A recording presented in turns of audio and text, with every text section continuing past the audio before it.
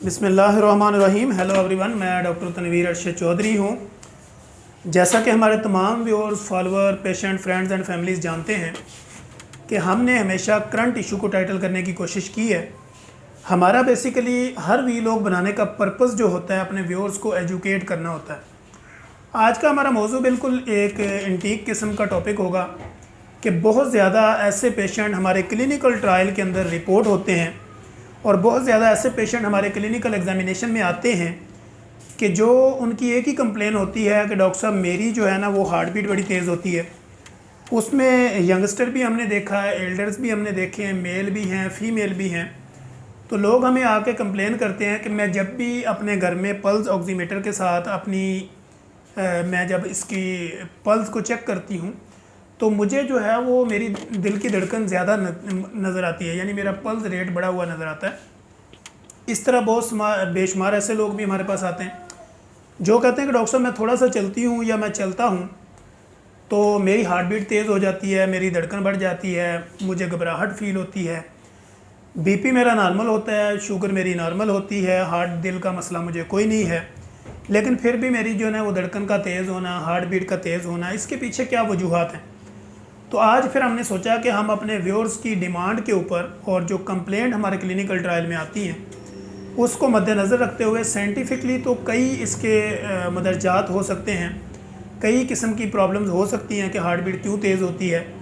یا آپ کی پلس ریٹ کے بڑھنے کے پیچھے کیا سائنٹیفک ریزنز ہیں، لیکن میں آپ کے سامنے وہ ڈسکشن کروں گا جو ہم اپنے کلینکل ٹرائل میں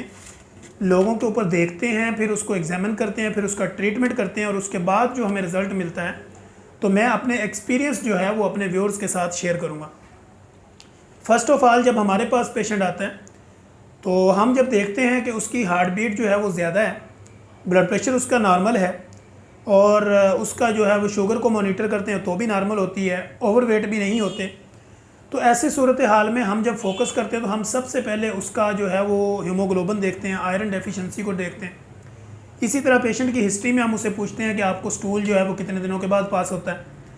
آپ کو جو ہے فلوٹنگ یعنی گیس، اپھارا، ایسیڈیٹی، تیزابیت یہ آپ کو کب سے ہے، نیند آپ کی کتنی پوری ہوتی ہے، یا اگر نیند آپ کو آتی ہے تو بار بار آپ کی آنکھ کھلتی ہے یا پراپر نیند آتی ہے، اس طرح جو ہے وہ آپ کا ڈائجسٹو سسٹم ٹھیک ہے یا نہیں ہے، کھانا آپ کو صحیح ہضم ہوتا ہے یا نہیں ہوتا، اسی طرح آپ کے ہاتھ پاؤں میں ٹھنڈے پسینے آتے ہیں یا نہیں آتے، یا آپ کو کبھی تھائرائڈ کا مسئلہ تو نہیں ہوا، کبھی آپ کے گلے میں کوئی پرابلم تو نہیں چلتا آ رہا پرانا، کیونکہ اگر آپ کو تھائرائڈ کا ایشو ہوگا تو بھی آپ کی ہارٹ بیٹ میں مسئلہ ہوگا، اگر آپ کو گیس اور کانسٹیپیشن، فلوٹنگ، گیس، اس طرح تیزابیت، اپھارا، ایسیڈیٹی ہوگی تو ایسی صورتحال میں بھی ہم نے اپنی کلینکل ٹرائل میں ایکسپیرینس میں دیکھا ہے کہ لوگوں کی ہارٹ بیٹ تیز آتی ہے۔ آئرن ڈیفیشنسی ہوگی یعنی خون کی کمی ہوگی یا ویکنس ہوگی بہت زیادہ، تو ایسی صورت میں بھی پیشنٹ ہمارے پاس آتے ہیں جن کی ہارٹ بیٹ زیادہ ہوتی ہے۔ جب ہم اس کی جو کمپلین ہوتی ہے اس کو ٹائٹل کرتے ہیں، اس کا علاج کرتے ہیں تو اس کے بعد اس کی ہارٹ بیٹ نارمل ہو جاتی ہے۔ بینگ اے میڈیکل اسپیشلسٹ میں یہ سمجھتا ہوں،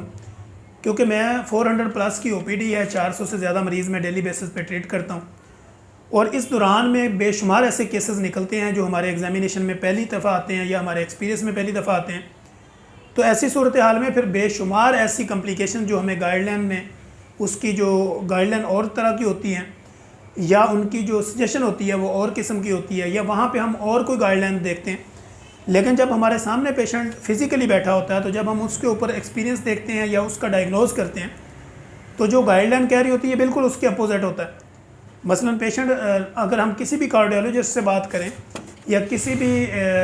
کارڈیک سرجن سے بات کریں تو وہ اس چیز کو نہیں مانتا کہ آپ کی constipation, gas, floating, iron deficiency سے بھی آپ کی ہارٹ بیٹ تیز ہو سکتی ہے، جبکہ ہم نے اپنے کلینکل ٹرائل میں دیکھا ہے کہ اگر آپ کو گیس ہے، تیزابیت ہے، اپھارا ہے، آپ کا ڈائجسٹو سسٹم ٹھیک نہیں ہے، آئرن ڈیفیشنسی ہے، ڈی ہائیڈریشن ہے، ڈائریا ہے، یا انزائٹی ہے، ڈپریشن ہے، یا آپ کی نیند پوری نہیں ہوئی یا آپ بہت زیادہ تھکاوٹ میں رہتے ہیں، بہت زیادہ سلیپ لیس رہتے ہیں، سلیپ لیس ڈس آرڈر ہوتا ہے آپ کا، تو ایسی صورتحال میں ہم جب پیشنٹ کو مانیٹر کرتے ہیں اس کا پورا ایک ریکارڈ بناتے ہیں، اور پیشنٹ کی ہارٹ بیٹ چونکہ تیز آ رہی ہوتی ہے جب ہم اس کو ٹریٹ کرتے ہیں 5 to 6 ڈیز یا 7 ڈیز یا 1 سے 2 ہفتے ہم ریگولرلی جب اس کا ٹریٹمنٹ کرتے ہیں تو دوبارہ جب اس پیشنٹ کو ہم کنٹینیوسلی بلا کے اس کو مانیٹر کرتے ہیں تو اس کی ہارٹ بیٹ بالکل نارمل ہوتی ہے۔ تو اس لیے میں کہتا ہوں کہ گائیڈ لائنز اور سائنٹیفک جو سیشنز ہیں وہ بالکل ڈیفرنٹ ہیں، اور جو ہم آپ کو اپنے ایکسپیرینس بتاتے ہیں وہ اس لیے بتاتے ہیں کیونکہ یہ ریگولر بیسس پہ ہم ڈیلی بیسس پہ اس کو ٹریٹ کر رہے ہوتے ہیں۔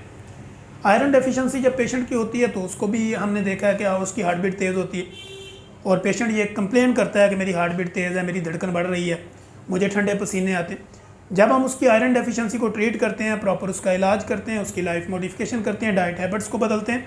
اور اس کی فزیکلی موومنٹ کو ایکٹیویٹ کرتے ہیں اور مینٹلی جو ایگزاسٹنگ ہے اس کو کم کرتے ہیں، اس کی سوچ کو کم کرتے ہیں، نیند پوری کرتے ہیں، تو اس کی ہارٹ بیٹ نارمل ہونا شروع ہو جاتی ہے۔ اور ایسے پیشنٹ جن کو تھائروکسن کا مسئلہ ہے، یعنی تھائرائڈ کا مسئلہ ہے، تھائروکسن کھاتے ہیں، ان کی بھی ہارٹ بیٹ تیز رہتی ہے، اسی لیے ان کو ساتھ میں انڈرول وغیرہ دینی پڑتی ہے۔ اسی طرح آپ کی باڈی کے ہارمونل پرابلمز کی وجہ سے بھی آپ کی ہارٹ بیٹ تیز ہو سکتی ہے اور ہائی کولیسٹرول ہونے کی وجہ سے بھی آپ کی ہارٹ بیٹ تیز ہو سکتی ہے، اوور ویٹ ہونے کی وجہ سے بھی آپ کی ہارٹ بیٹ تیز ہو سکتی ہے۔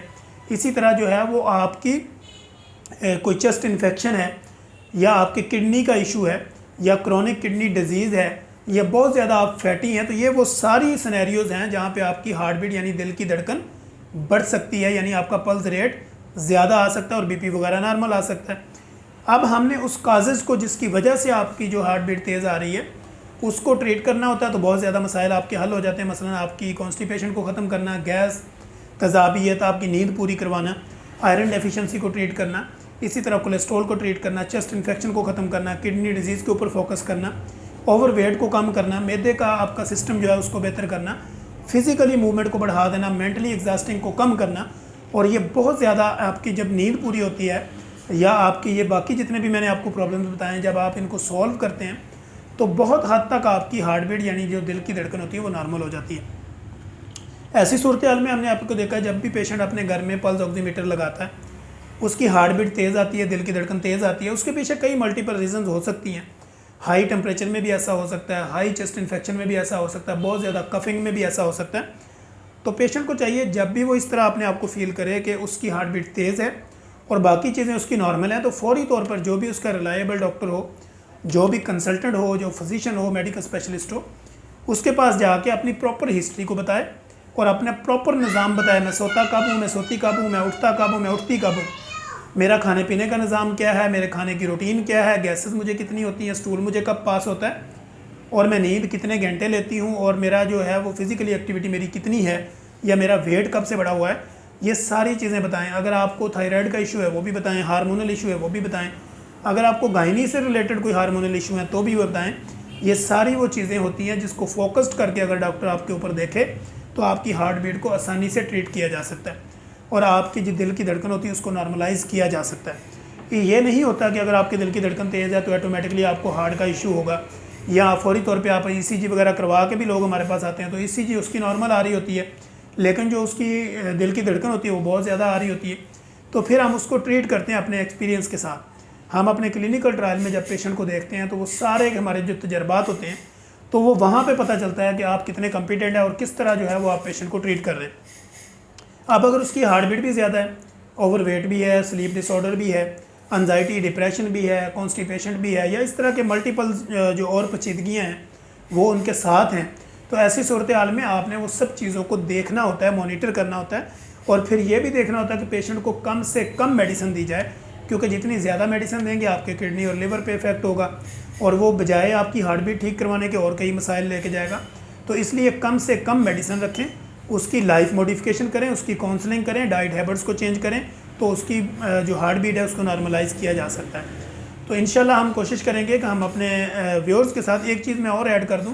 کہ اگر آپ کو یہ لگتا ہے کہ یہ ساری چیزیں نارمل ہیں اور اس کے باوجود بھی آپ کی ہارٹ بیٹ تیز ہو رہی ہے، تو ایسی صورتحال میں آپ نے اپنے کارڈک انزائم ٹیسٹ کروانے ہوتے ہیں۔ اسی طرح آپ نے RFT، LFT، CBC، lipid profile, York acid, اور یہ چیزیں آپ نے مانیٹر کروانی ہو رہی ہے، اور اسی طرح تھائرائڈ فنکشنل ٹیسٹ جو ہوتا ہے T3، T4، TSH، اور اس طرح باقی ہارمونل جو ہیں وہ ڈاکٹر کی ایڈوائز کے مطابق وہ ٹیسٹ کروائیں۔ اگر وہاں پہ بھی کوئی ایشو نہیں آتا تو پھر آپ کسی بھی کارڈیالوجسٹ کے پاس جا کے اپنی پراپر ہسٹری بتا کے پراپر اپنا ٹریٹمنٹ لیں، تو بہت زیادہ کمپلیکیشن سے اپنے آپ کو بچا سکیں گے۔ تو ہم انشاءاللہ کوشش کریں گے کہ اپنے نیکسٹ ایپیسوڈ کے اندر ایک نئی انفارمیٹیو ویڈیو کے ساتھ دوبارہ حاضر ہوں۔ تب تک کے لیے اجازت دیجیے، اللہ حافظ۔